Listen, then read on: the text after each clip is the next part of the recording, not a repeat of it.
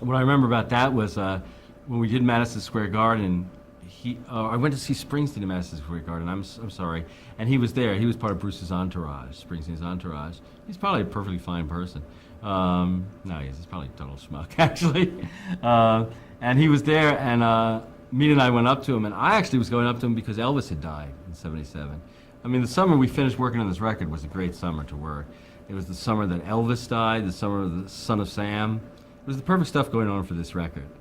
And people won't remember it outside of New York, but it was the summer of the biggest blackout of the century in New York City in August '77. Was this amazing blackout, which, by the way, I'm convinced was caused by Todd Rundgren. And even though this is off topic, I'm still going to tell you that because it's worth it. Because I'm not making this up. I believe this totally. We were up in Woodstock the night of, I don't know if you know about this, but in 1977 in August was the biggest blackout in American history. A power grid that blacked out, I think, most of the East Coast, but all of New York City and New York State for something like 15 hours. And I think most, if I'm not wrong, a lot of the East Coast. But I certainly knew about New York. And we were up in Bearsville, and it started, well, that's part of the story. We were up in Todd's, and we were talking about the record. And we were I don't even know what stage we were at with the record, but it was summer, so we were probably pretty much almost done. Probably we were working on mixes, to tell you the truth. Todd had just had a new baby at the time. And one thing I always remember that was great about Todd, he had the loudest speakers I ever heard, great speakers. And he would play the mixes in his home, and the little baby was about, I don't know, 5 weeks old, and it was right in front of the speaker in its crib. And this music was so loud it was actually almost painful for me to hear. And I'm thinking of this little baby who's just there, you know, sucking his thumb happily. And I remember saying to Todd, he goes, "What?" I said, "The little baby, what about it? Is it breathing?" I said, "Yeah." "Then it's all right." I said, "Well, what about the sound? It's incredibly loud." He said, "It's my house." That was a good way to stake out the territory and make it clear at the beginning that this baby better be careful. I remember he said, "Ooh, I want to show you my Star Trek machine. I've done amazing things to it." And he had the Star Trek, I guess it's a pinball. It was beyond pinball. It was some sort of video machine, video game at the time. I don't know what to call it because I don't remember the terminology at the time. But it was like an upright machine. I guess, you know, sort of revved up pinball thing, you know. I'm not finding the term, but you know what I mean. It's a video game. What? It was a video arcade. Yeah, video arcade game. Arcade game, that's what I was trying for. And it was he revved it up unbelievably. There was like 50 wires coming out of it into his speakers. He had wires going into it. He'd added sound effects, all kinds of lights. He was an electronic genius. This guy was making videos before people knew there were videos. So he was pretty astonishing in that kind of stuff. And he started showing us this game that was amazing. It was exploding. There were things coming out of the speakers that were so loud. The place was rumbling like Dolby Surround before there was Dolby Surround. It was this 20-minute display of pyrotechnics that was astonishing from his Star Trek arcade game. And then he's doing it, and all of a sudden the lights flicker really badly. He says, "Ooh, someone told me I should be careful. I hope I didn't go too far." They flickered and they went off, and they came back on again.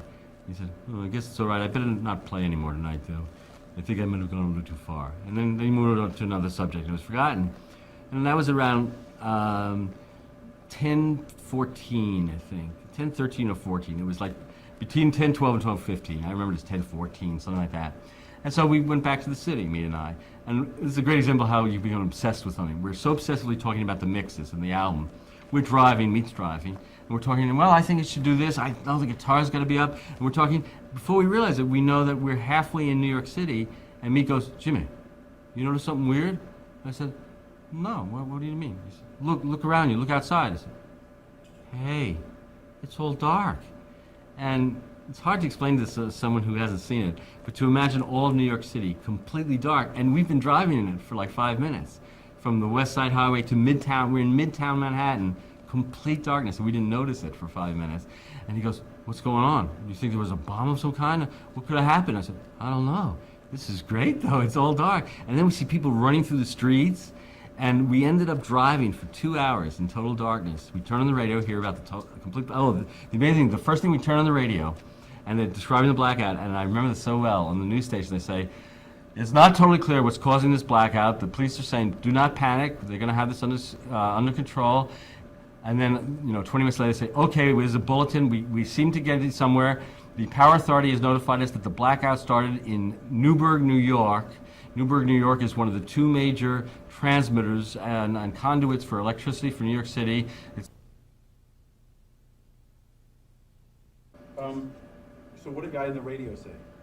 Oh, so we hear a bulletin, and he comes on with an update. He says, here's the latest information on this blackout.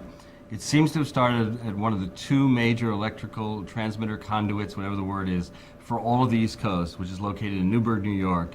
For those of you who don't know, that's right around Woodstock, New York, and it's exactly Woodstock. It's the same place. And he said, they've said that it seems to be a transmitter went down at 10:14 p.m. and caused a chain reaction all through the Northeast. And this was the blackout. And I'm convinced to this day it's just no accident. I mean, it could be an accident that it started flickering, but it was right when Todd had one of these huge blasts on his Star Trek arcade game. And I like to think, anyway, that our record and Todd caused the blackout of '77. And it was also the year, it was the summer Elvis died, and it was the summer the Son of Sam.